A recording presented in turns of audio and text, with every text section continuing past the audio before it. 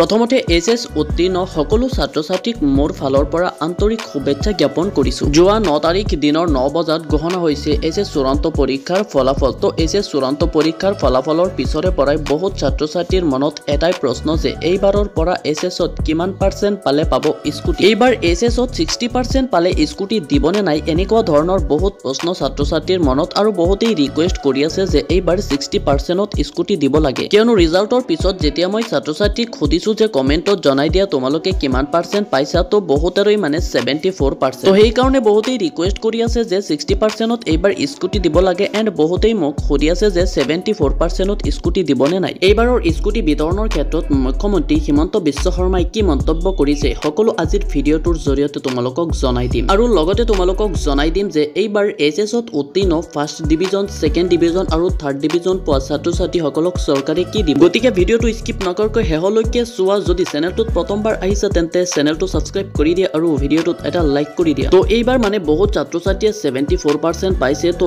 Star mark পোৱা নাই just 1%ৰ কাৰণে। তো বহুতেই সুধি আছে যে 74%ত স্কুটি দিবনে নাই এণ্ড বহুতেই ৰিকুৱেষ্ট কৰি আছে যে 74% পাইছে তো 60%ত দিব লাগে স্কুটি। তো ছাত্ৰ-ছাত্ৰীসকল তোমালোকে নিশ্চয় জানা যে আগৰ পৰা ছোৱালীসকলক 60%ত স্কুটি দি আহিছে আৰু ল'ৰাসকলক 75%ত স্কুটি দি আহিছে। তো এইবাৰ ল'ৰা আৰু ছোৱালীৰ বাবে স্কুটি পাবলৈ হ'লে কিমান শতাংশ নম্বৰ লাগিব এই কথাটো তোমালোকক পিছত জনাইছো, কিন্তু ইয়াৰ আগতে তোমালোকে জানি লোৱা যে এইবাৰ এইচএছত উত্তীৰ্ণ ছাত্ৰ-ছাত্ৰীসকলক চৰকাৰে কি দিব। প্ৰথমতে ছোৱালীসকলৰ বাবে এটা সুখবৰ, মেট্ৰিকত পাছ কৰা ছোৱালীসকলক চৰকাৰে 10,000 টকা দিব আৰু এইচএছত উত্তীৰ্ণ ছোৱালীসকলক চৰকাৰে 12,500 টকা দিব। তো ইয়াৰ বাবে ছোৱালীসকলে এপ্লাই কৰিব লাগিব। তো কেতিয়া এপ্লাই কৰিব লাগে ইয়াৰ নটিফিকেশ্যন আহিব, তো চেনেলটো ছাবস্ক্ৰাইব কৰি ৰাখা। যেতিয়া ইয়াৰ নটিফিকেশ্যন আহে অৰ্থাৎ এপ্লাইৰ সময় আহে তো তোমালোকক জনাই দিম। তো এতিয়া বলা তোমালোকক জনাই দিওঁ এইবাৰ স্কুটিৰ কাট অফ মাৰ্ক কিমান। বহুদিন আগতে মুখ্যমন্ত্ৰী হিমন্ত বিশ্ব শৰ্মাই জনাই দিছিল যে এইবাৰৰ পৰা অৰ্থাৎ 2024ৰ পৰা ল'ৰা আৰু ছোৱালী উভয়কে 75%ত স্কুটি দিব। এই কথাষাৰ মুখ্যমন্ত্ৰী হিমন্ত বিশ্ব শৰ্মাই বহুদিন আগতে নিউজত কৈছিল, বাট